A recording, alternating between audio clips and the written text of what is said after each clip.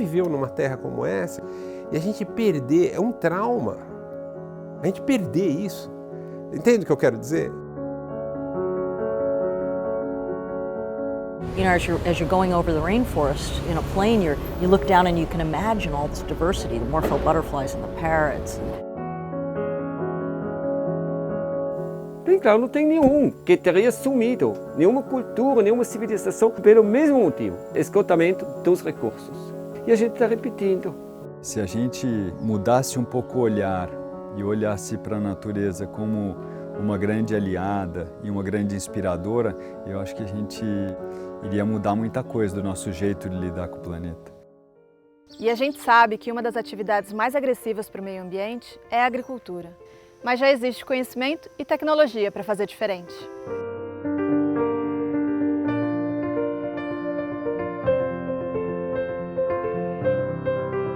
Para mim, a agrofloresta é isso, sistemas que são inspirados na natureza. To me, that's truly taking the rainforest as a model, right? The structure of the rainforest grants the function of abundance, really. And this is not so well known. Agroecology is a major tool in fighting climate change. A ciência vem avançando muito na interpretação do conceito agroflorestal de maneira integral. A gente pode pensar a agrofloresta com qualquer tipo de arranjo ou de combinação do componente florestal com o componente agrícola, com o componente pecuário. Há uns 10 anos atrás não existiam muitos filmes sobre a agrofloresta e a gente resolveu buscar modelos para filmar e para aprender também. Dentre as muitas experiências brilhantes que a gente viu por aí, uma chamou muito a nossa atenção, foi a agricultura sintrópica do Ernest Goethe. Viver de floresta, produzir alimentos na floresta, com floresta, posso mostrar que funciona.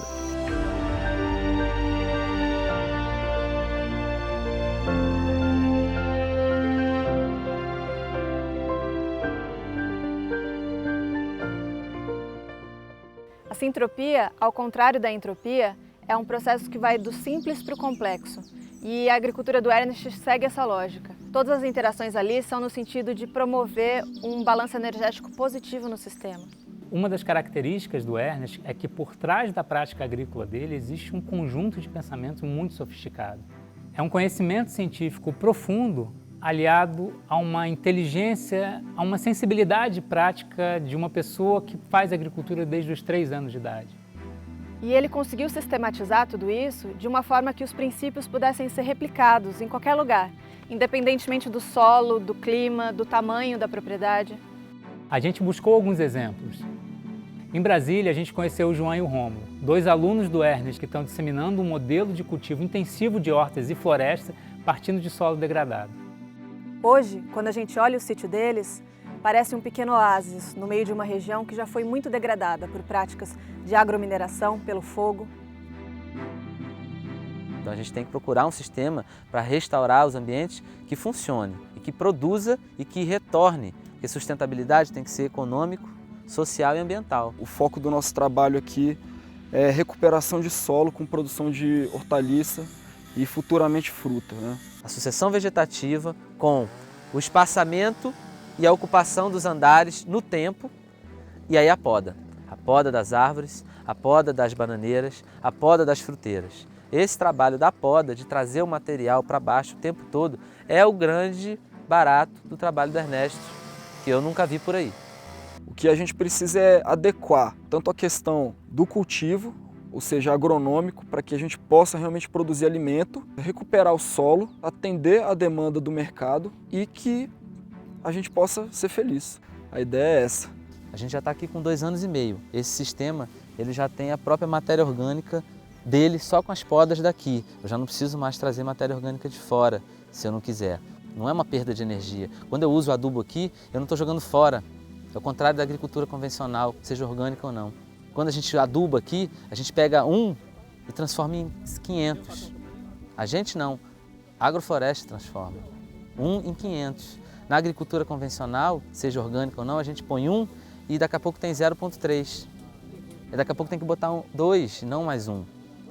Né? Porque a gente não está trabalhando com a vida, com os processos da vida. Então aqui a gente usa o mecanismo floresta, que é o motor que gira e faz o planeta respirar e viver na agrofloresta.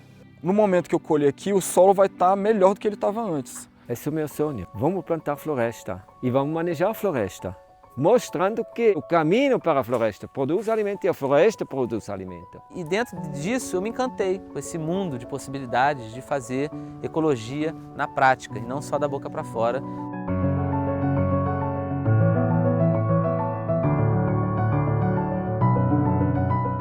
O grande barato é realmente as grandes possibilidades que tem, porque quando você entende como funciona a sucessão natural vegetativa e coloca a produção de alimento nesse formato, que é a tecnologia natural que o planeta usa, a gente entra no mecanismo, numa sincronicidade com o planeta. Então, esse é o trabalho do Ernesto. Ele entendeu como funciona a floresta e ele coloca, então, a produção de alimento para funcionar na engrenagem do planeta. Esse é o trabalho da abundância, para a gente chegar num estado de abundância.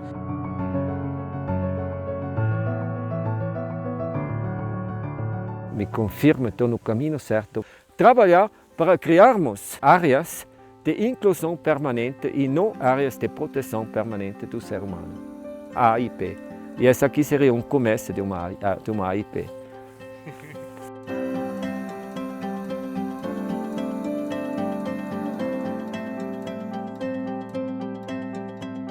Outra experiência, agora num contexto completamente diferente, é a de um empresário que está enfrentando o desafio da grande escala no interior de São Paulo. Lá a gente encontrou uma fazenda de orgânicos, estruturada como empresa, que encampou um projeto de pesquisa aplicada em sistemas biodiversos adaptados para grandes áreas. A gente vê desse lado aqui, né? A gente fez um plantio aqui orgânico de madeira sem investir em matéria orgânica no solo, né? Isso que o Ernest desenvolveu das leiras, né?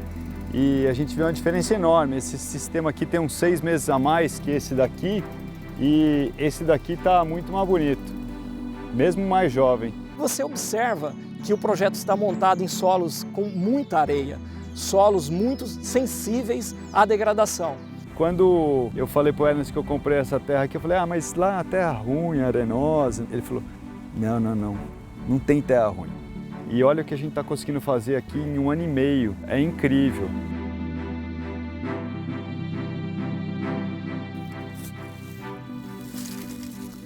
Você está vendo, ela não é mais areia, senão ela tem uma bem clara estrutura. E isso, para quem trabalha com solo, é fascinante. I have studied agroecology, or regenerative agriculture, as it is also called, for many years. And I also visited some farms and some gardens and some fields. But here at Fazenda da Toca, I saw it for the first time on a large scale, and I was extremely impressed. A gente sabe hoje que os grandes desafios aí ambientais, econômicos, eles são em grande escala. Então nós precisamos buscar soluções em grande escala também. E já faz 7 anos que a agricultura sintrópica vem sendo adaptada para grandes áreas. Os princípios são os mesmos. O desafio é colocar isso numa forma para ser mecanizada. Está fechando aqui uma coisa que eu e o Ernest já estamos trabalhando há muito tempo.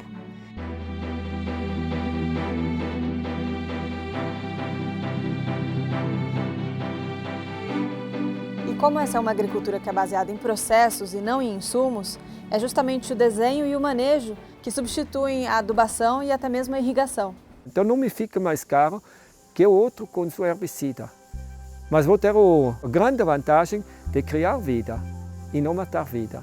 Aqui a diferença é muito grande, porque isso se reflete depois no estruturamento do solo, na fertilidade do solo, na capacidade de retenção de água.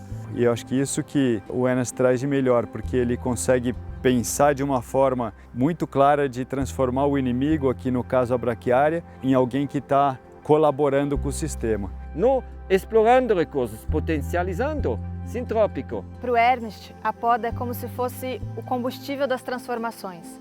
É ela que coloca o metabolismo do sistema para funcionar no máximo da eficiência, num aumento constante de recursos. E esse é um dos princípios da sintropia. A poda da árvore tem vários efeitos. Por um lado, ela vai aumentar as atividades nas raízes e ela muda, naquele momento, a micorriza. como um dos subprodutos desse novo metabolismo são ácidos gibberellicos, são para o crescimento. O novo crescimento faz com que a planta, em simbioses ativas, bem ativa, forte, com bactérias e fungos que disponibilizam alimentos para eles. Então, isso dá um efeito de como se fosse a adubação do campo, tudo. E agora o terceiro efeito ainda para a planta, taxa fotossintética mais alta, de que a não podada, mais fotossíntese. Na realidade é mais carbono fixado em hidrocarbono e é mais raios solares usados, seja esfriando o ambiente. Esfriando o ambiente, você tem mais água. Porque essa é uma grande notícia, né? Porque, vamos inventar a máquina para sequestrar carbono. Não, cara, a gente já tem um sistema produtivo fantástico que já sequestra um monte de carbono, né? E além disso, produz alimento, produz madeira, produz o que a gente quiser, cria biodiversidade, dá dignidade para o trabalhador rural. Eu acho que aqui tem um caminho extraordinário. Porque se pegar um executivo de uma grande empresa dessa e ele vier aqui na fazenda da Toque e for lá e falar assim, puxa, ele está usando máquina, ele está plantando eucalipto, puxa, estou plantando eucalipto, né? Então, pô, isso pode dar um curto-circuito benéfico, dar um boot no sistema, dar um boot nos paradigmas, dar um boot nas crenças, que são crenças muitas vezes sem reflexão, sem ponderação. Eu fiquei muito impressionada porque eu vivo da agricultura, eu vendo, eu preciso vender, porque se eu não vender eu não vivo. Só que eu não tinha visto como seria possível fazer isso sem ser esse pacote que é vendido pra gente. E no curso eu vi que é possível. Na verdade, estão acontecendo coisas aqui que eu nem nos meus melhores sonhos eu imaginava que iam acontecer. Tem um pensamento que não é só pensamento, não é só ideológico, ele está acontecendo, a gente viu, né? A gente está vendo. Que a gente traga práticas regenerativas, que não só sustentem, mas que gerem esse impacto positivo. E aqui você está encontrando uma possibilidade de fazer um cartão de visita. Essa fazenda aqui é um cartão de visita. Aí você tira e fala assim, ó, Fazenda da Toca, é possível.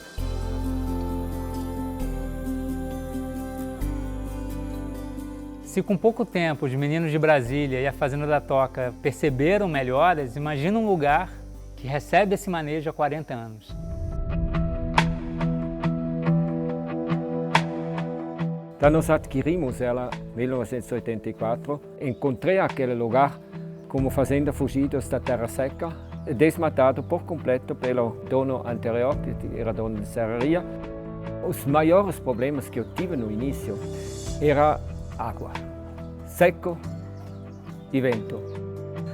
E aí comecei a plantar, trabalhando a dinâmica da sucessão natural. Agora, a mudança definitiva do lugar chegou uns anos mais tarde. Na medida que aquelas árvores cresceram, comecei a ralhar e depois fazendo poda. Aquele foi aqui no português, hoje em português brasileiro fala-se o pulo de gato. Mudou tudo.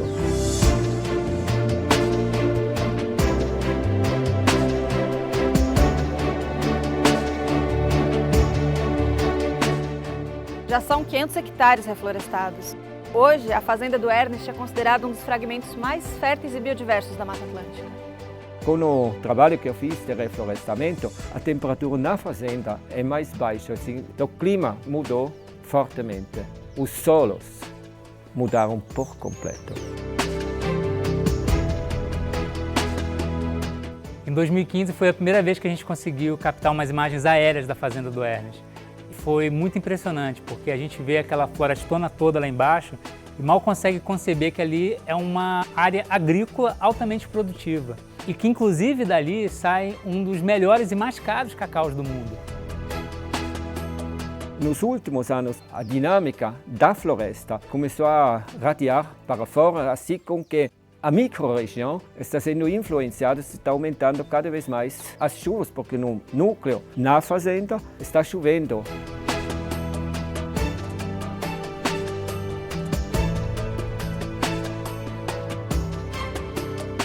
Hoje em dia, agora, todos os 17 córregos têm água o ano inteiro, mesmo no tempo mais seco. O ser humano podia se reconciliar com o planeta e ver o que posso fazer para ser útil, para ser querido. Só que a gente não não percebe, ou seja, não enxerga, por termos desligado da vida no planeta, achando que nós somos os inteligentes e não vendo que somos parte de um sistema inteligente.